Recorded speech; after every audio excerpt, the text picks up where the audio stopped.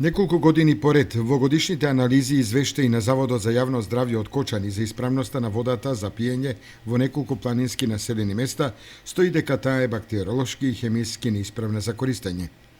Ваквата констатација се провлекува со години наназад, иако местните заедници од населените планински села ги поправаат селските водоводи, каптажите, резервоарите, па дури и секундарната мрежа. Во напорите да обезбеди здрава вода за пиење на жителите од планинските села се вклучува и општината Кочани. Така, за надминување на ваквата состојба, комуналното јавно предпријатие Водовод подготви студија за решавање на водоснабдувањето на планинските села Пантелеј, Нивичани, Лешки и Јастребник, за што се планирани средства од околу 360.000 денари. Според директорот на комуналното јавно предпријатие Водовод Љупчо Папазов се работи за планска документација која треба да даде целосен одговор за постоењето на водните ресурси, нивната оправданост во експлоатацијата за жителите од овие планински села, но секако и за можностите за развој на туризмот во овој дел на Осоговијата. Селата Пантелеј и Нивичани имаат своји водоводи и експлоатациона мрежа до домовите.